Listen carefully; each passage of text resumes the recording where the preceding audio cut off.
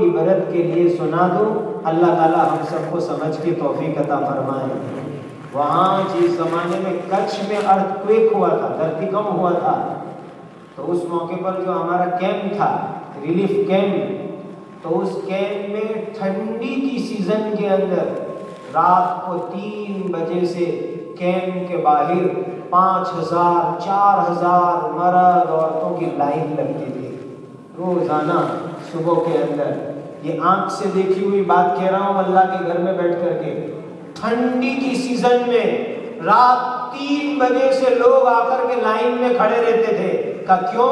चावल नहीं है, रोटी नहीं है, कपड़े नहीं है, खाने पीने की चीजें नहीं है। वो रिलीफ कैंप के ऊपर लेने के लिए आ रहे हैं और सुबह में फजर की नमाज के बाद उनको अनाज तकसीम होता था, फिर वो लेकर के जाते थे। माशाल्लाह आप पनामा के मुसलमानों ने उन सब मौक़ों पर बढ़ चढ़ करके माली मदद भेजी थी। अल्लाह आपकी उन खिदमत को कबूल फरमाए, उसका बेहतरीन बदला आपको दुनिया आखिरत में अता फरमाए।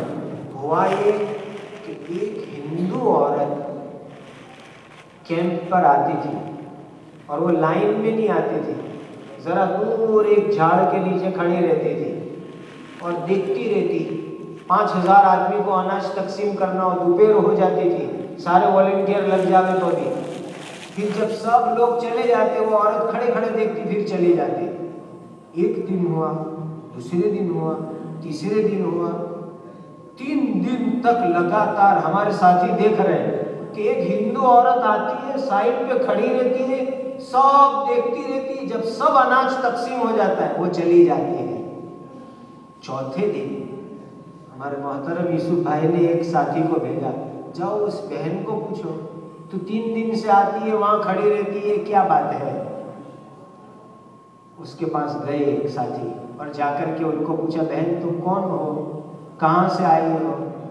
जब इतने सवाल किए तो वो बहन टूट पड़ी, हिम्मत उसकी टूट गई, आंख में से टप टप आंसू निकलने लगे, कुछ बोल नहीं सकी वो। बहुत देर तक आंसू गिराने के बाद उसने एक सवाल किया कि पूरे कैंप के लीडर कौन है, मुझे उनसे मुलाकात कराओ। कहा चलो, ले गए उसको, शराफत से लाए, मुलाकात करवाई यूसुफ भाई के साथ।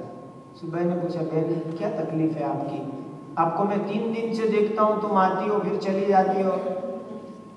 उस औरत ने बहुत देर तक तो रोना चालू रहा, हिचकी बन गई उसको। बहुत देर के बाद जब उसके आंसू कंट्रोल में आए, उस औरत ने जो जवाब दिया, अल्लाह ऐसे बुरे दिन कभी न निकलावे, कभी न लावे। उसने कहा कि भूज शहर, बहुत बड़ा शहर, उस भूज शहर में गोल्ड और सिल्वर, सोने और चांदी का जो सबसे बड़ा व्यापारी था, का मैं उसकी बीवी हूं। सबसे बड़े सोने चांदी के व्यापारी की बीवी हूं। फिर आगे उसने कहा कि जब धरतीकंप हुआ, हमारा पूरा शोरूम, पूरी दुकान पूरी जमीन के अंदर चली गई और उसमें मेरा शौहर और मेरे 2 जवान बेटे भी दब के मर के खत्म हो गए। शौहर भी गया, दोनों जवान बेटे भी मेरे मर के खत्म हो गए।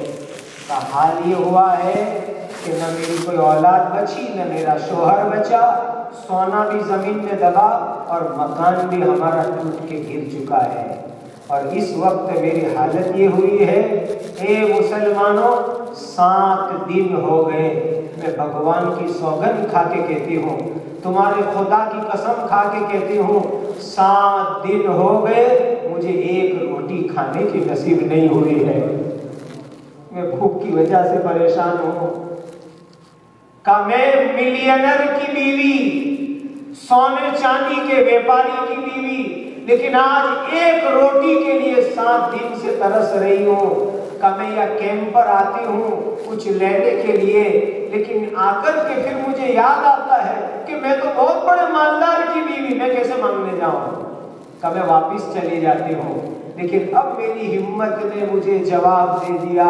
आज तो मैं मजबूरन कहूंगी कि मुसलमानों, तुमको तुम्हारे अल्लाह के नाम का वास्ता मुझे अनाज रोटी कुछ दे दो ताकि मेरा पेट भरूं और मेरी जिंदगी बन जाए।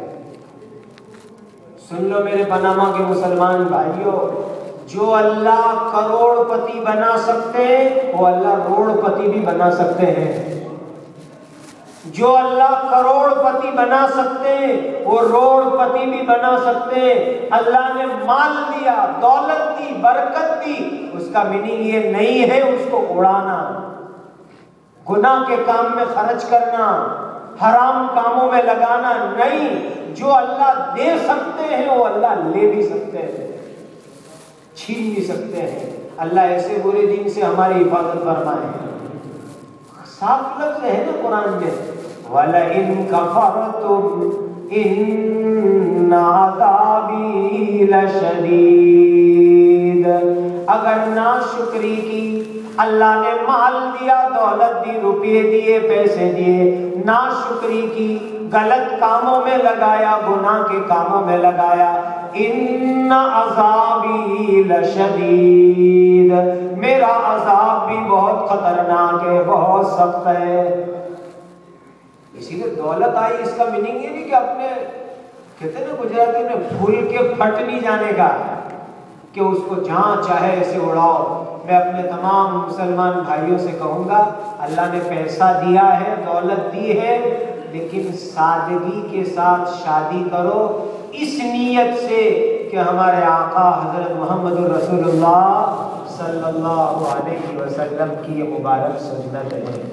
इस नीयत से सादगी के साथ शादी करो और पैसे बचा करके गरीब यतीम लड़कियों के निकाह के पीछे खर्च करो।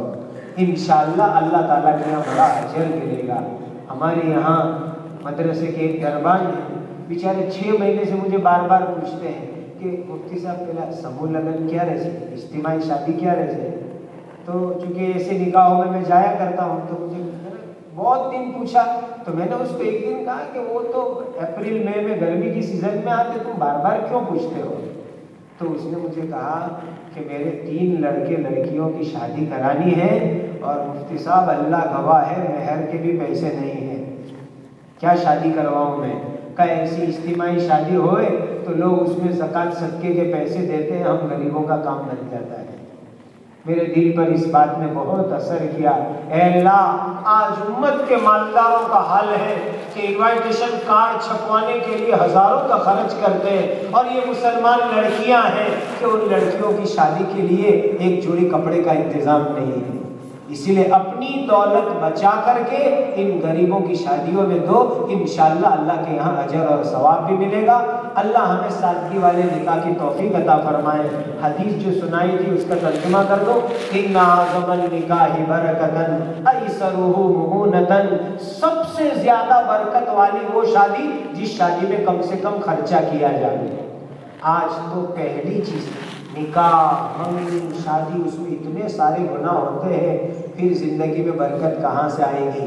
मियाँ बीवी में झगड़े, फितने, बोलचाल, और हमारा मिजाज क्या, जैसे ही शादी के चंद दिनों में झगड़े चालू हुए फौरन हम कहते हैं कोई बालू कराई लीजिए, कोई कहीं पिवड़ाई लीजिए, बालू कराई लीजिए।